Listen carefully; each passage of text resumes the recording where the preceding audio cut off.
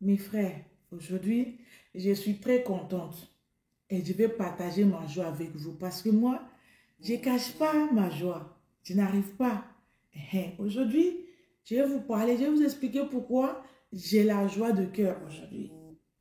Vous savez, la dernière fois, j'avais fait une vidéo où j'ai donné premier conseil aux filles parce que ils disent que je ne donne pas conseil et tout. Les mêmes filles là qui critiquaient. Bon, j'ai essayé de ne pas les calculer. J'ai dit, ok, je vais donner premier conseil. J'ai donné conseil de laisser les hommes mariés tranquilles, que c'est pas bien. Les mêmes filles aussi, ils ont commenté ces vidéos-là, le même vidéo pour dire, oui, madame, voilà, c'est la première fois que tu as donné bon conseil. Sachant que j'ai fait déjà plus que 200 vidéos, mais pour eux, là, c'est pas bon. C'est la première fois que j'ai donné bon conseil. Au moins, elles commencent à comprendre que ce que j'ai dit, il y a la vérité dedans. Donc, pour eux, c'est la première fois. Bon, c'est ça qui fait que je suis contente parce que pour moi, la petite chose là, ça me touche beaucoup. Donc, vu que la première fois j'ai fait vidéo là, j'ai donné conseil, ça le va. Je vais maintenant donner la deuxième conseil aux filles. Parce qu'ils ont un comportement très exagéré. Et moi, mon but, ce n'est pas pour de les critiquer. Mon but, c'est qu'eux, ils déposent. Qu'eux, ils prennent les bons chemins. Je sais que je ne peux pas éduquer toutes les filles pourries. Je sais. Mais au moins, le conscient, il y en a qui ont des conscients. Le conscient, on va les travailler après avoir regardé mes vidéos. Ils vont dire, ah, peut-être ce que cette femme-là dit, c'est la vérité. Peut-être, ça va le faire changer dans deux situations, deux choses différentes. Est-ce que j'ai fait ça ou j'ai fait ça? Au moins, le moment où elles arrivent à changer des idées, à réfléchir, à se poser des questions, au moins, il y a un petit comportement qu'elles vont déposer. C'est pour ça que je me bats tous les jours pour donner le maximum de moi pour qu'eux, ils essayent de trouver le moyen de déposer. Voilà, c'est pas pour critiquer, non. Je gagne rien dedans, ok? Donc, mes amis, aujourd'hui, je vais donner deuxième conseil. Mais ça concerne le fiançailles et le mariage. Parce que les filles d'aujourd'hui, je vais vous dire la vérité, mes soeurs. Les hommes ne sont pas vos parents. Vos copains là, ce n'est que l'amitié, la relation, le mariage. Ce n'est pas leurs parents biologiques. Ils ne vous ont pas mis au monde. Ce n'est pas eux qui vont vous éduquer. Vous avez eu vos éducations chez vos parents ou ils ont eu leur éducation chez leurs parents. Vous avez décidé de vous mettre ensemble.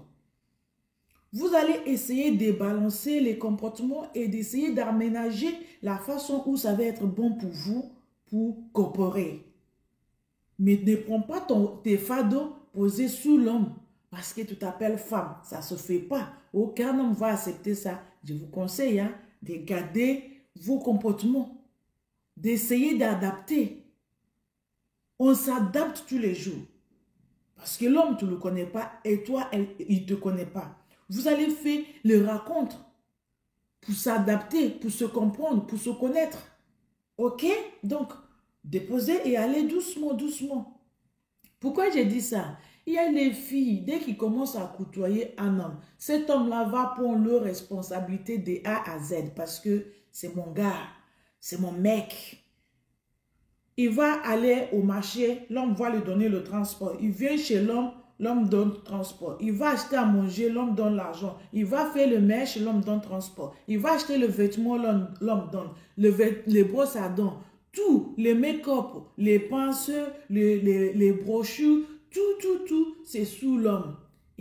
Après tout ça, là, tu lui dis la zone des poches. Et lui, toi qui t'appelles mon frère, tu donnes. Est-ce que c'est bougé dans ta tête?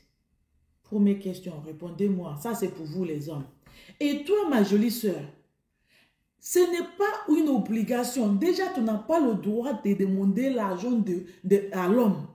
Tu n'as pas le droit que l'homme s'occupe de toi pendant que vous êtes dans le copinage, copain là, fiançailles, moi là, ou fiançailles là. Le moment où tu es avec un homme, cet homme-là n'a zéro obligation de te donner l'argent. Pendant votre fiançailles là, je te rappelle, c'est que engagement, aucune obligation. Ça peut marcher, ça peut casser, si tu as oublié ça, ma chérie. Pendant cette période-là, l'homme n'a 0,000 obligation de te donner l'argent. Et toi, si tu es normal dans ta tête, parce qu'une fille normale ne ouvre pas sa bouche pour demander l'homme, donne-moi l'argent. Ça ne se demande pas. Je sais que vous n'allez pas aimer parce que vous avez pris cette habitude-là de demander l'argent non-stop. Une fille normale, consciente, qui est pendant cette période d'essai, parce que pendant le fiançailles, là, c'est la période d'essai. Tu vas signer un contrat de travail, un CDI ou un CDD ou un intérim. Il y a ce qu'on appelle période d'essai. Dans la vie de couple, pendant le copinage là, et fiançailles là, ça s'appelle période d'essai. Ça peut marcher, ça peut casser. Pourquoi tu vas donner le loophole pour que ça casse vite? Après, tu vas dire oui, il a fini de m'utiliser, il m'a abandonné. Si c'est moi-même, si je suis l'homme, je vais t'abandonner, bien, ça ne chauffe pas. Parce que tu ne me donnes pas envie d'être avec toi. Tu ne me prouves pas que tu es une bonne personne. Tu ne me prouves pas que tu peux être une bonne femme. Tu ne me prouves pas que tu m'aimes. Ce que tu me prouves, c'est que tu aimes mon argent. C'est ce que je comprends si je suis l'homme qui est avec une fille, qui lui demande l'argent pendant le fiançailles. Si votre fiançailles va durer un an, pendant ce temps-là, tu vas te respecter. Tu vas te maîtriser. Tu vas t'occuper de toi. Tu demandes l'argent à l'homme. Est-ce que cet homme-là, il te demande l'argent? La réponse, c'est non. Et toi, tu te prends pour un bébé, tu vas te coller dans le mal de l'homme. C'est pour ça que beaucoup d'hommes, ils vous fiancent aujourd'hui, demain, ils fouillent. Après, tu vas pleurer, tu dis oui, il n'était pas sérieux. Il était sérieux, mais l'image que tu l'as montrée, aucun homme va s'engager dans une boîte d'iniquité. Je pense qu'on se comprend. Voilà, parce que vous n'aimez pas la vérité. Ça, c'est la vérité pure. Aucun homme aime une femme fado. Parce que quand tu vas prendre toutes tes responsabilités, déposer sur l'homme qui n'est même pas ton mari, il va dire ça. Ça, c'est le début qui est comme ça, là. Quand on va se marier, qu'est-ce que ça va donner? C'est ça, chez nous, on dit, nénéné dinka, atume nénéné. Ça, c'est fiançailles qui est comme ça, là. On n'en parle même pas ce qui va arriver au mariage. Est-ce qu'on se comprend? Je vous dis ça pour faire attention, pour arrêter vos gourmandismes, parce que c'est beaucoup. Une femme qui demande l'argent comme ça à un homme, à son fiancé, à son copain, c'est une femme gourmande. C'est une femme irresponsable.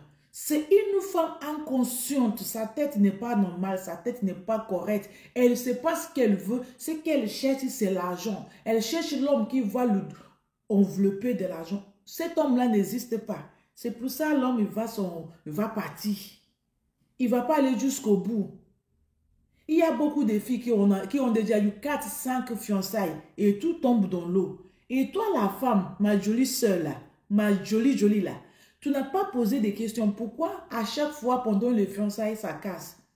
Parce qu'au bout d'un moment, vous allez insulter les membres de vos familles. Vous allez dire que votre tante là, qui vous a attaché pour ne pas se marier, c'est lui qui chasse les hommes. Les sorcelleries là ne marchent pas dans ça. C'est vous, votre propre sorcière. Laissez ta tante là ou bien ton oncle au village.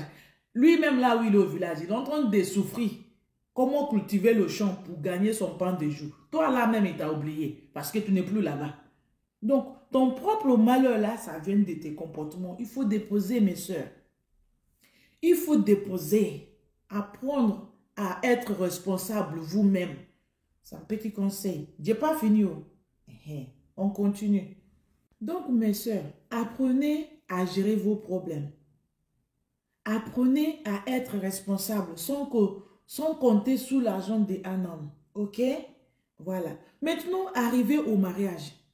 Le mariage, c'est une responsabilité pure. Vous avez quitté l'engagement.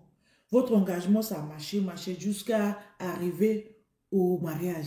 C'est là où l'homme est responsable, femme est responsable. Tous les deux, vous êtes responsables de ce que vous voulez vivre, qui s'appelle la vie de couple, qui s'appelle le mariage. À ce moment-là, mes sœurs, je vous donne encore un autre conseil. Aucun homme, zéro homme, aime une femme qui lui donne le stress non-stop. Le stress là, le mot stressé. Parce que vous avez l'habitude de garder, de cacher vos comportements. Mais une fois qu'on vous a mis le bague au doigt, vous allez sortir vos griffes que vous avez cachées. Vous allez commencer à oser le ton sous l'homme. Vous allez commencer à le stresser, à mettre la pression sous l'homme. Aucun homme aime ça. Apprenez à vivre ensemble. Il y a un monsieur qui m'appelle pour me dire, je veux divorcer ma femme. Ce message-là, c'est pour vous les hommes. Je veux divorcer ma femme. Et je lui dis, mais pourquoi est-ce qu'on divorce comme ça? Il me dit, oui, parce que ma femme ne me respecte pas, elle me parle mal. Je dis, depuis quand qu'elle te parle mal? Aujourd'hui ou depuis longtemps? Il me dit, ça fait 2 jours. Je dis, donc, pour 2 jours de manque de respect, tu vas divorcer ta femme que tu es déjà mariée avec. Il m'a dit, oui, mais qu'est-ce que tu en penses? Parce qu'ils ont pris l'habitude que je donne le conseil gratuitement. Ils vont commencer à abuser. Mais ne vous inquiétez pas, bientôt mes conseils seront payés. Avant de me consulter privé, parce que pendant mes privés là, pendant que je ne suis pas en ligne en train de faire vidéo, je fais une autre chose. Pendant que tu vas me consulter, tous mes vidéos là c'est pas assez, tu me consultes inbox ou bien privé pour que je te donne conseil. Ça ne sera pas gratuit, tu vas me le payer. Parce que vous tous, la personne travaille gratuitement. Personne travaille pour merci beaucoup. Vous travaillez et on vous paye. Donc, tu as besoin de mes conseils. Tu vas le payer. Voilà. Donc, je l'ai dit, à cause de 2 jours d'insulte, tu vas divorcer ta femme. Et elle me dit, qu'est-ce que je pense? Je dis, ok. Le moment où il n'y a pas d'infidélité, le moment où il n'y a rien concret de les divorcer, ça ne sert à rien de divorcer l'enfant de quelqu'un. Vous êtes marié, ce n'est pas un titre d'être divorcé. Bon, les hommes divorcés à cause de problèmes viennent. Toi aussi, tu viens parce que ta femme te parle mal. Sachant que c'est 2 jours qu'elle t'a parlé mal. À cause de ça, tu vas divorcer. Ça, c'est manque de ses responsabilités venant de l'homme. OK? Mais je vous dis, je vous donne un conseil en même temps. Avant de divorcer ta femme, il y a une procédure. Il y a des preuves. Tu ne vas pas passer le temps à marier une femme et tu viens le divorcer comme ça. Ça ne se fait pas. Ce n'est pas juste, ce n'est pas normal, ce n'est pas responsable de la part de cet homme-là. Ok? Tu divorces ta femme parce qu'elle est infidèle à toi. Ce n'est pas encore parce qu'on t'a dit qu'elle a dit que. Non, il faut avoir les preuves. Il faut l'attraper dans son infidélité avant de prononcer le mot divorce. Ou bien qu'elle a volé, il faut l'attraper dans le vol. Ou bien qu'elle est violente, il faut l'attraper, avoir les preuves. Ou bien elle ne veut plus rester avec toi, elle devient insupportable. Avec les preuves surtout. Il faut avoir des preuves de tout ça avant de divorcer. Ce n'est pas parce que femme t'a manqué le respect 2 jours. Il y en a même qu'on a manqué le respect plus que 10 ans. Mais ils n'ont rien à foutre. Le moment où tu manques le respect, mais le comportement est bon et l'affaire marche bien. Bon, manquer le respect, quand tu es fatigué, tu vas te reposer. Parce que des fois, les femmes, ils vont parler pata, pata, pata, pata, pata, comme ça. Et c'est seulement un problème qui est monté dans sa tête. Parce que les femmes, ils ont plusieurs types de problèmes. Mais tu vois que la personne est bonne, seulement que 2 jours de manque de respect, tu vas le divorcer. C'est toi, mon frère, qui ça ne va pas. Donc, avant de divorcer, il faut des preuves. Il faut des problèmes concrets.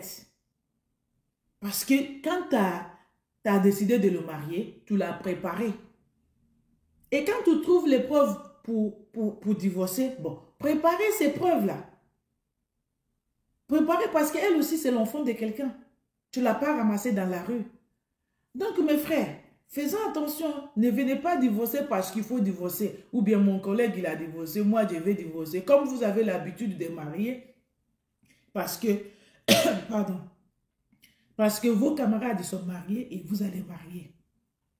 Et là, vous allez divorcer parce que vos camarades, il a divorcé. Non, ce n'est pas comme ça. Donc, mes frères, mes soeurs, faisons attention. Chacun doit se respecter. Chacun doit prendre ses obligations, ses responsabilités à moi. Ma soeur, ne t'abandonne pas à un homme pour qu'il s'occupe de toi. Pendant le mariage, comme je disais tout à l'heure, le mariage, c'est la responsabilité des deux personnes. Ok? Donc, mettez pas la personne sous ton mari. Et l'homme, il connaît ce qu'il doit faire comme un homme. S'il ne connaît pas, tu l'appelles, vous discutez. Parce que vous avez décidé de former un corps, en chair. Vous parlez, vous discutez. Vous vous posez des objectifs. C'est ça que vous avez cette année-là. Vous allez faire ça. Ou bien ce mois-ci, vous avez fait ça. Mettez-vous d'accord. Vous n'êtes pas obligé de faire la réunion de famille pour vous mettre d'accord dans vos vies de couple. Non. Et vous n'êtes pas obligé d'appeler en direct à tous les jours, tout le temps. Qu'est-ce que je pense? Ce n'est pas moi qui va vivre vos vies pour vous. Quand même, j'essaie de donner conseil, mais je ne vais pas m'user parce que tous les 2 minutes, tu m'appelles pour me dire qu'est-ce que tu en penses. Il y en a celui-là qui m'appelle tous les jours. En plus, quand il m'appelle que je ne réponds pas, il me met la pression. Hé, mon frère, je te rappelle, tu ne me payes pas. Hein? D'accord? Le conseil que je te donne et je te donne là, sache que c'est payant, mais je te le donne parce que j'ai trop pitié de toi. N'essaye même pas de mettre la pression au niveau des conseils. Tu m'appelles que je ne te réponds pas, laisse ton message. Dès que possible, je te réponds. En plus, je te réponds à chaque fois. Et là, tu vas venir me mettre la pression. Ça ne va pas chez toi? Est-ce que c'est toi qui payes mon loyer? Ne m'énerve pas. Hein? Surtout toi là qui m'appelle tous les jours, là, qui me laisse message tous les jours. Respecte-toi. Déjà, je vais arrêter de te répondre parce que je pense que c'est abusé. On te donne conseil gratuit, tu l'abuses. En plus, tu poses les questions qui n'est pas intelligent. Quand même, ta copine t'appelle au travail. Tu lui dis qu'elle ne t'appelle pas quand tu es au travail, elle se fâche. Et tu m'appelles pour me dire qu'est-ce que je pense. Est-ce que tu mets la nourriture dans tes narines? Tu ne mets pas la nourriture dans ta bouche? Ne m'appelle pas pour des questions bêtises parce qu'au bout d'un moment, j'écoute tes questions, je ne vais plus te répondre. Ok? Voilà. Une seule personne ne sait pas que le marché n'est pas tenu. Quand dans une marché, là, une seule personne n'est pas venue, le marché ne se rend même pas compte que cette personne n'est pas venue, ok? Donc, ne m'énerve pas. Hein? Respectez-vous. Chacun doit prendre ses responsabilités au niveau des vies de couple. Même au niveau des vies de fiançailles, là, chacun doit se responsabiliser, doit tenir ses engagements.